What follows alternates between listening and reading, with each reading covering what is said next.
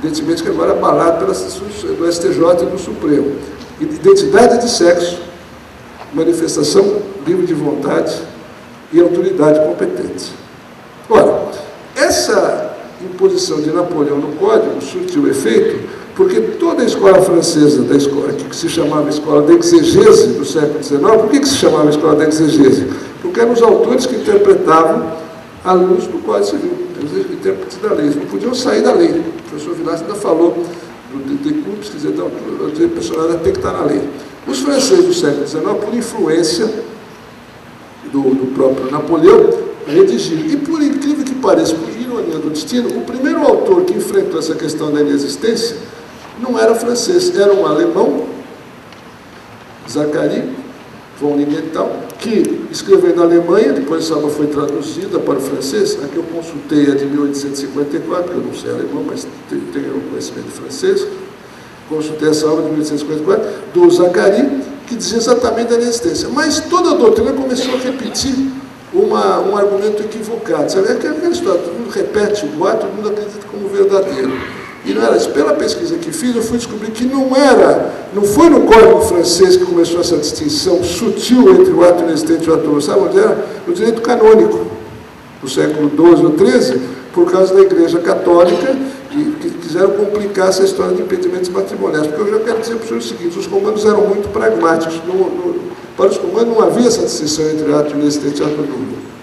Mas, na verdade, o írritus do direito romano, que era o nullus do direito romano não era o inexistente, era o írritus. Então, na realidade, essa evolução, e só não quero me voltar, a nossa aula de história do direito, não interessa, mas para chegar no Código 2002, o que aconteceu foi o seguinte: toda a doutrina francesa do século XIX, aqueles autores que comentaram o Código francês, entre eles o Demolon, o Briraud e depois o Théophile, e esses autores da escola da exegese do século XIX, começaram a fazer, não, existe a distinção entre o ato inexistente e o ato nulo. E vou mais além, no direito francês não havia nulidade de pleno direito, porque aqui é muito fácil falar, é nulo de pleno direito. Não é nulo de pleno direito, tem que requerer judicialmente para o juiz declarar a nulidade. Então não existe nulidade de pleno direito no direito brasileiro, tem que declarar. E aí vieram algumas pessoas com mais filigranas e disseram: bom, e como é que fica a questão do bígamo? O sujeito que é bígamo. O Código Civil, 16 de 2000, repete que é nulo o casamento cerebral com pessoa já casada. Então, como no Brasil não há informação segura quanto ao registro, o sujeito casa no Piauí e depois se casa em São Paulo. Não tem cruzamento de informação. Aqui a presunção, juris tanto admite prova o contrário. Então, o sujeito é bígamo. Então, esse segundo casamento, para o direito brasileiro, seria nulo. A meu ver, seria inexistente, porque ele já tinha sido casado uma vez. Então, para a bigamia, o Código fala em nulidade, a meu ver, ele é inexistente. Mas aí a questão é um pouco mais, digamos assim, de terminologia, porque como o direito não é matemática, 2 vezes pode ser 4, 5, 6, o Pontes de Miranda entende que para alguns atos a coisa seria ineficaz e para outros seria inexistente. E eu vou dar um exemplo, sem querer já pular para a ineficácia. Pontes de Miranda entende que um contrato de locação, só para dar um exemplo simples, um contrato de locação, onde são vários donos, se faltar a assinatura de uns donos no primeiro contrato, Pontes de Miranda acha que houve ineficácia, que é ineficaz em relação àquele que não assinou o contrato. A meu ver, isso não é ineficácia, não. A meu ver, seria da inexistência, porque o primeiro contrato ele tem que assinar. Ele pode não assinar os demais, uma renovação de um contrato de locação onde alguém já está instalado no. Agora, faltando a assinatura de um dos donos, a meu ver, é inexistente, não é ineficaz. Sem dúvida, porque ele não assinou, faltou uma manifestação de vontade. Mas Pontes entende que seria uma ineficácia que, no fundo, vai dar uma discussão cerebrina. Mas, na realidade, vocês estão vendo, em 5 minutos, vocês estão vendo o alcance daquilo que eu estou falando para o senhor. Outra questão importantíssima, a convalidação. O ato inexistente não prescreve. Eu posso requerer daqui 20 anos, dizendo: olha, eu não assinei. Tem um caso concreto de um cidadão que ludibriou um velho, quase cego, comprou dele umas cotas no motel, fez a assinatura em branco, o cheque contra o banco estava em branco, o valor estava em branco, a data estava em branco. Ele morreu depois de muitos anos, os herdeiros chegaram nesse comprador de má-fé e falaram: papai vendeu isso por um preço vil, e nós não reconhecemos isso aqui. Mas isso aí já faz 15 anos, e daí? Não tem preço. E um dos elementos da compra e venda qual é? Preço, res, preço e conceito. Precisa ter coisa, preço e conceito. Não havia preço, pelo preço dele, estava em branco. O cheque do banco estava em branco, não tinha data, não tinha preço, o negócio é inexistente. Saiu o acordo, porque ele ia perder o negócio, porque eles iam entrar com uma ação declaratória de inexistência. Porque qual é o elemento da compra e venda? O elemento é o preço. Você tem que ter a coisa, o objeto, o preço e o consentimento. Não havia um preço do negócio jurídico. Outra questão importante quanto a essa questão de inexistência. O saudoso professor Walter Moraes, que foi nosso colega no departamento, deu um voto lapidário no Tribunal de São Paulo na questão da procuração para alguém doar um imóvel. A pessoa tinha procuração para vender o imóvel a título oneroso. Ele vai e faz doação, que é título gratuito. O Walter Moraes entendeu que a procuração era inexistente, a doação era inexistente porque a procuração era viciada. Ele tinha procuração para vender a título oneroso. O que ele vai? Ele faz doação a título gratuito. Não preenchia os requisitos da procuração, prejudicou. E o Walter Moraes disse que o ato era inexistente. Recentemente, o Tribunal de Justiça de São Paulo, no voto do Enio Sartori, ele também declarou a inexistência de uma pessoa que foi vítima de um estelionato. Falsificaram a identidade dele, o RG, constituíram uma empresa em nome dele, com o RG tudo falso. E começaram a agir em nome dessa empresa. Empréstimos bancários, cartões de crédito, prejuízo enorme. Essa pessoa entrou com ação declaratória de inexistência, sendo que ela e levaram à junta comercial. Teve que desconstruir esse ato através de uma ação declaratória. Eu tenho até esse acordo de 2 anos atrás, e o Zuliani vai em cima da doutrina portuguesa, Carlos Alberto Mota Pinto e o Rui Alarcão, que faz bem essa distinção entre o ato inexistente e o ato nulo. Então, em apertado assim, vocês estão vendo que a compra e venda, quando falta preço, consentimento preço, consentimento e também a manifestação de voto, preço, consentimento, claro que não é declarada inexistente. A doação, quando eu não tenho procuração para doar, mas sim para vender, também dá inexistência do ato. E a grande questão é a convalidação. Eu não posso convalidar um ato inexistente. E outra coisa, o ato inexistente é imprescritível. O ato nulo, até o ato nulo hoje, muito embora o Código fala da não prescritibilidade do ato nulo, eu vou provar para o senhor daqui 1 segundo, ou 10 segundos, que o ato nulo, até o ato nulo prescreve. Por que eu estou dizendo isso? Porque o ministro Moreira Alves, há muitos anos atrás, num julgamento do Supremo, num voto lapidário, disse o seguinte: a hipótese era concreta. Vocês estão pensando que eu estou indo ao caso concreto para vocês entenderem melhor a teoria. Porque eu sou advogado, estou falando de advogado. A hipótese era a seguinte: era um prédio em Copacabana, onde a família, em 1940, havia vendido o terreno para uma construtora, por documento particular. Naquele tempo era permitido, se aprovou um prédio lá no Copacabana, um prédio de 13 ou 14 andares. Isso foi ficando 30, 40 anos, ninguém tinha escritura definitiva, era um compromisso. Então, muito bem. 40 anos depois, alguém que se sentiu preterido e era herdeiro dessa família, entrou com uma ação e falou: mas eu era menor de idade na época, isso é tudo nulo. O ato não prescreve.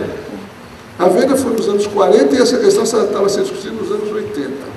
O ministro Moreira Alves, num voto lapidário, disse: não, até o ato nulo prescreve. Ele ficou maior de idade, ele deu prescrição de 20 anos, que era um prazo maior do Código Civil de 16, que hoje foi reduzido para 10. E 20 anos está perseguindo o Moreira Alves. Não pode prejudicar terceiros que já estão morando aí há 35 anos, comprar esses apartamentos para anular tudo para trás, porque ele tinha uma casa do tempo do avô dele, ele quer voltar tudo para trás. O Moreira Alves deu esse voto nesse sentido, dizendo o seguinte: até o ato nulo prescrevia sim. E houve até uma súmula do Supremo Tribunal Federal dizendo que, nos termos do antigo artigo 1132 do Código Civil, que dizia o seguinte: não pode o ascendente vender o descendente sem anuência dos demais descendentes. E foi mais além o legislador de 2002, dizendo o seguinte: não pode vender o descendente sem a aquiescência dos demais descendentes e sem a aquiescência do cônjuge alienante. O Código de 2002 foi mais técnico e rigoroso, obrigando que o cônjuge também compareça, para dizer: não pode haver a venda do ascendente do descendente sem a assinatura dos demais e também do cônjuge alienante. Então, vocês estão vendo que tem uma diferença fundamental. E isso a doutrina brasileira, agora, felizmente, os novos civilistas estão acordando para essa realidade, principalmente Francisco Amaral, fazendo essa distinção, sim, dos planos do negócio jurídico entre o ato nulo e o ato inexistente e o ato nulo. Quanto à questão do casamento inexistente, evidentemente que agora eu vou ter que enfrentar essa questão, e agora eu vou conversar com os senhores isso. Quando eu escrevi isso em 2000, evidentemente que o casamento inexistente, por que era inexistente? Porque não podia ter identidade de sexo, não podia ter autoridade incompetente e tinha que ter livre manifestação de vontade. Com a evolução, a partir de 2000, alguns países da Europa começaram a permitir casamento de pessoas do mesmo sexo. Então, veio o Canadá, a Holanda, a Suécia, alguns países da Escandinávia, e recentemente, um dos países mais católicos do mundo, a Espanha, no governo Zapatero, mudou o Código Civil, permitindo o casamento de pessoas do mesmo sexo. E para os seus 2 anos, até Portugal também, outro país católico, permitiu. O Código Civil português, de 1966, dizia com todas as vezes que o casamento era inexistente. Porque eram poucas as legislações que enfrentavam a questão do ato inexistente. O Código Português era um deles, que dizia do casamento inexistente, assim como o Código Mexicano, que falava do casamento inexistente. Ora, com essa evolução do direito estrangeiro, transportado para o nosso direito brasileiro, o que aconteceu no Brasil? O Brasil, na falta de legislação, porque os deputados não vão colocar a mão nisso, porque eles têm medo de perder voto, a bancada evangélica, a bancada católica. O que aconteceu? O Supremo Tribunal Federal e o STJ fizeram as vezes de legislador. Na realidade, criou-se uma grande confusão, porque o primeiro projeto que se apresentou no Brasil foi da então deputada Marta Suplicy, nos anos 90, que dizia da parceria civil entre homem e mulher. Mas ela tomou cuidado com os seus assessores, que era simplesmente uma parceria civil. Nunca se falava em palavra casamento.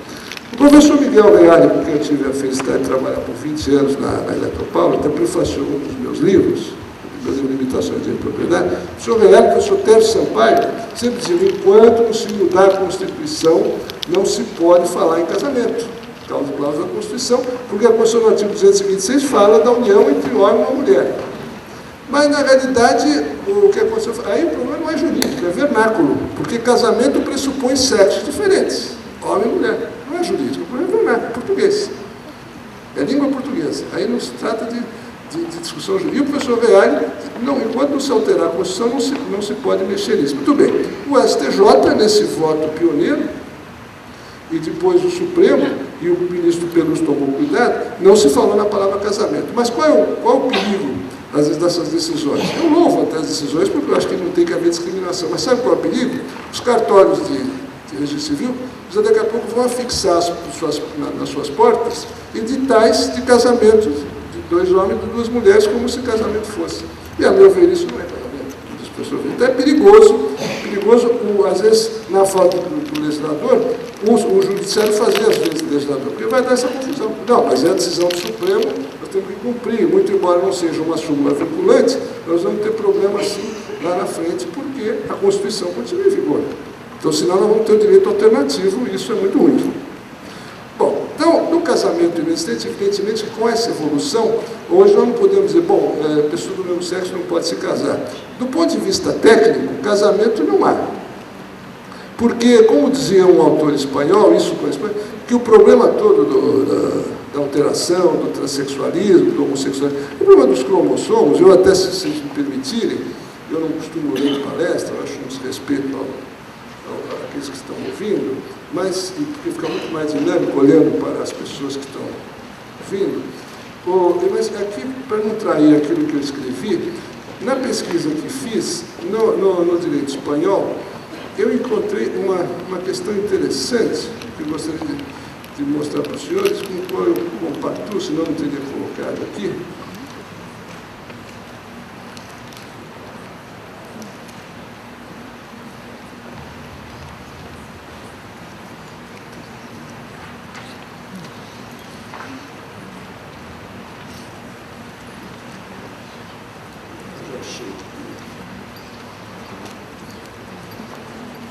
Como inexistente, o casamento havido por transexual. Em recente julgado, já não é tão recente, isso aqui é de 2001, mas do Tribunal Supremo da Espanha, conforme nos informa José Ramón de Verde Biamonte, professor de Direito Civil da Universidade de Valência, entende a Corte Espanhola que, nesse caso, não há diversidade de sexo, pois a transexualidade é uma operação cirúrgica que dá como resultado uma morfologia sexual artificial de órgãos externos e internos semelhantes ao do sexo feminino ou masculino, unidos a outras características, embora o sexo cromossômico continue o mesmo, o que torna impossível a realização do casamento face à identidade de sexo.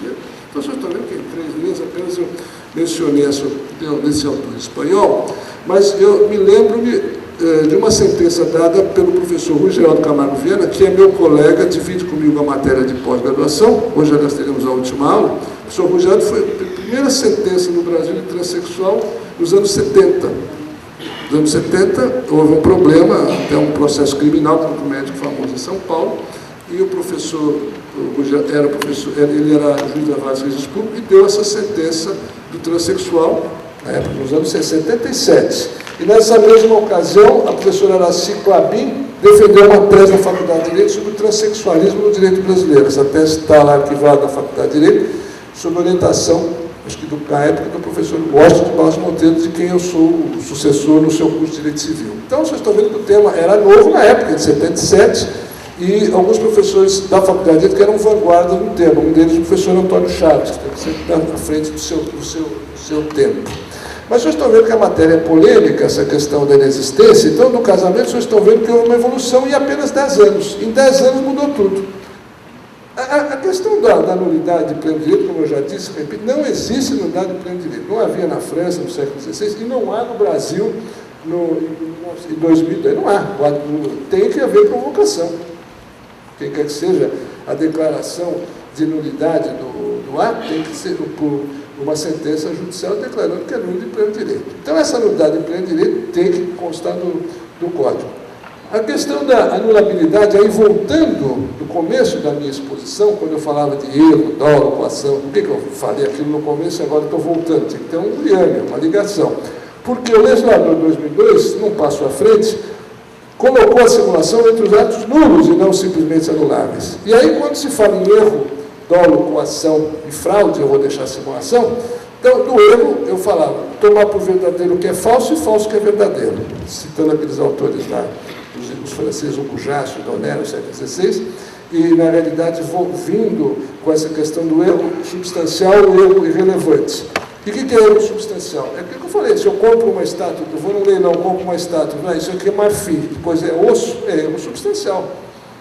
Agora, erro relevante, eu vou a um leilão e compro um quadro de tipo Portinari, isso aqui foi pintado por Portinari em 1930, e aí eu descubro que foi pintado em 28, é um erro irrelevante, porque é na mesma fase que ele pintou, o preço é o mesmo. Agora, eu não posso dizer o mesmo de Picasso, se aquilo lá, não, isso aqui é Picasso em 1910, mas é 1940, é outra fase, tem outro preço no mercado internacional. Então, esse erro não é irrelevante, é erro substancial, sim. E aí nós temos o erro sobre a declaração. Se um cego dá para uma secretária digitar alguma coisa, ela digita uma confissão de dívida, ele assina, ele confia na secretária. Ou erro sobre a declaração. Então, aí nós temos aquele problema da teoria da vontade, teoria da declaração do direito alemão, o direito da vontade e o direito francês, a teoria da declaração que era do direito alemão. Então, se ele dá, ela assina e ela faz uma confissão e ela assina, ele foi ludibriado por acaso. Houve problema da boa-fé, e aí eu não vou nem entrar na questão da boa-fé na má-fé, porque senão eu vou ter que resumir o livro do Menezes Cordeiro, que tem 1.200 páginas, então é impossível. O livro da Judite Martins Costa tem quase 1.000 páginas, então não dá aqui em 5 minutos para falar sobre boa-fé. Mas é claro que envolve boa-fé, envolve má-fé, a boa-fé objetiva, que o legislador já previu lá no artigo 422, quando fala da eticidade, da publicidade, tudo aquilo que o professor Miguel Reale falava no projeto de 2002. E continuando falando nessa questão da anulabilidade, por erro, por dolo, claro que aí tem prescrição, evidentemente, por erro, dolo, coação e a fraude, porque na realidade a fraude, por exemplo, está intimamente ligada com aquele exemplo que eu dei no início, a questão da desconsideração da personalidade jurídica. A simulação, porque a fraude, o patrimônio do devedor responde por suas dívidas. A simulação e principalmente o dolo. O dolo malos e o dolo bônus. O dolo malos até parece o meu nome, né? Malos, mas enfim, o dolo malos, o Menezes Cordeiro dizia muito bem, do vendedor que se omite na hora de vender um produto, diante das qualidades e defeitos. Claro que o vendedor também ele tem que ser um bom vendedor, não vai falar só dos defeitos, ele não vende produto, tem que ter um meio termo. O homem virtus, o homem médio romano, dizer o que é bom, ele deve exercer a sua atividade civilizadamente. Aquilo que todo mundo diz. Ele tem que ser um bom vendedor. corrupção externa. Agora, evidentemente que quando há a intenção de prejudicar, aquele que se chama de animus nocenti, né, da coisa, ou a simulação fraudulenta ou inocente. E tem uma distinção muito grande, e no dolo, o Manuel Domingos de Andrade dava um exemplo muito interessante, do jeito que foi comprar uma vez uma propriedade, e aí o outro, ele falou, não, mas ele gostava de pescar. O que faz o vendedor? Manda algumas pessoas jogar um monte de peixes ali num lago, e no dia que ele foi lá, ele lançou o anzol e pescou vários peixes. Ele comprou a propriedade. Depois de uns dias, não tinha mais peixe, porque ali não tinha peixe nenhum. Ele falou, me sinto enganado, porque eu comprei a propriedade porque eu sou pescador. E não tinha. Ele propôs o quê? Anulação do negócio por dolo. Houve dolo da pessoa que intencionalmente colocou peixe no lugar onde não tinha peixe. Então, pediu anulação.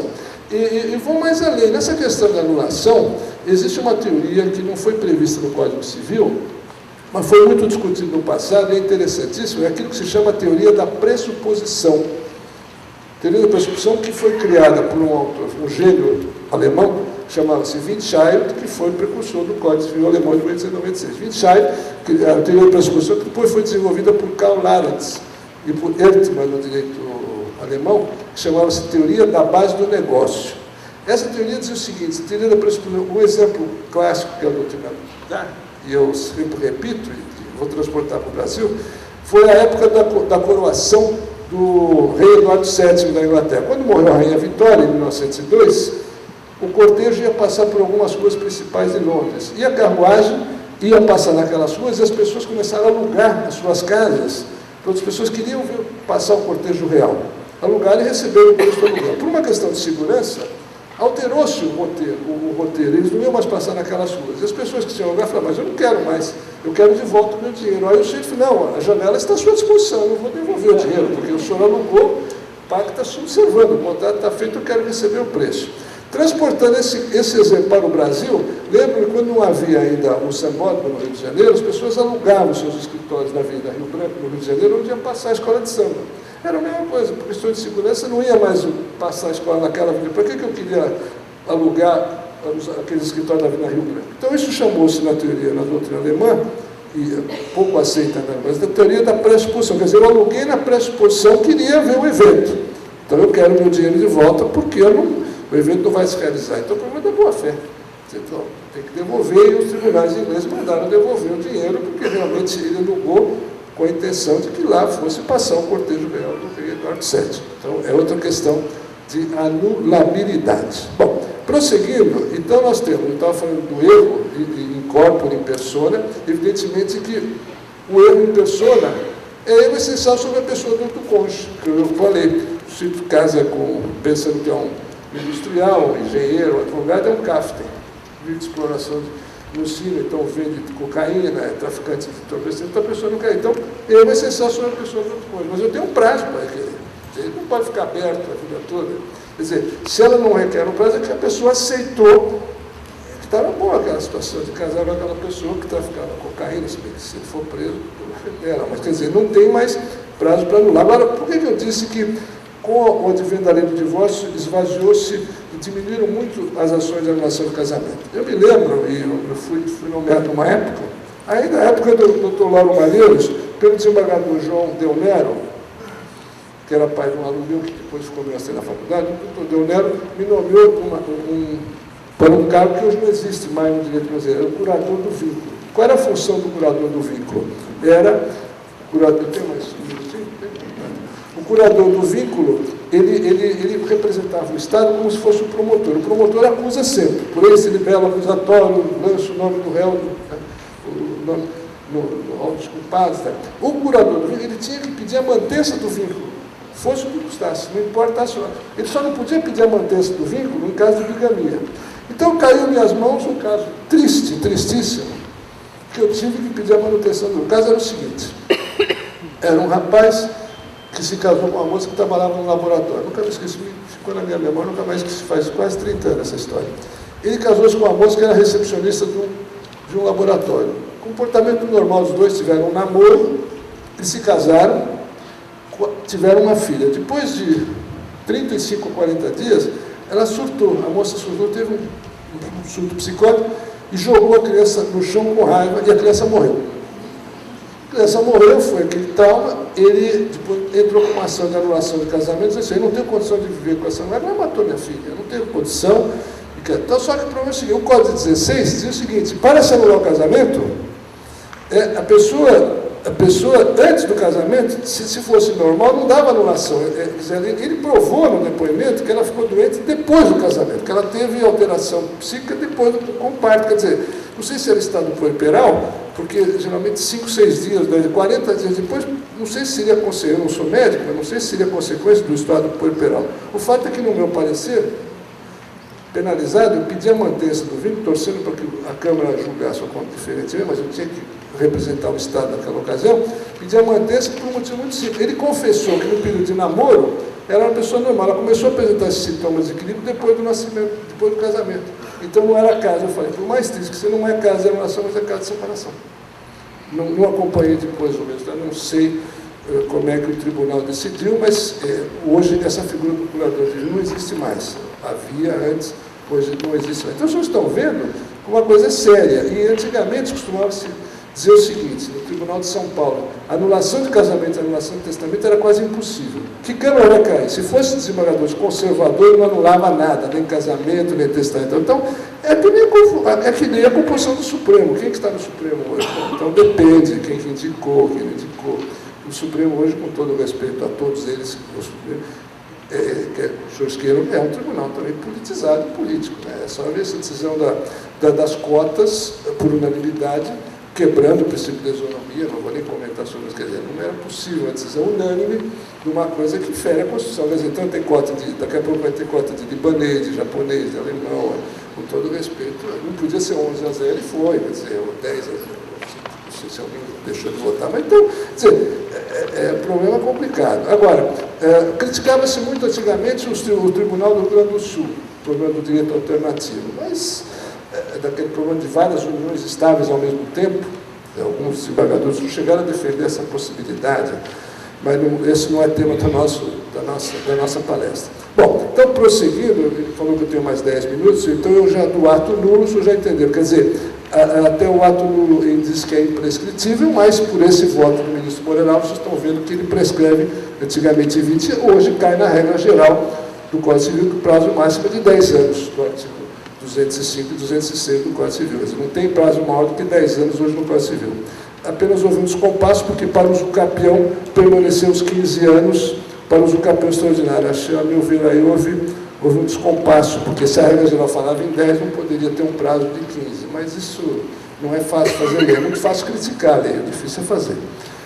Bom, na questão da anulabilidade, então, ainda nós temos, eu falava do erro em persona, em corpore, em negócio, o erro substancial é relevante, evidentemente que aí é uma questão pessoal da pessoa. Eu compro um terreno de esquina e alguém fala, isso aqui tem 1000 metros. Eu gostei do terreno. Aí quando eu mando medir, eu mando lá, eu vou começar a construir, lá não tem 1000, tem 940, 930.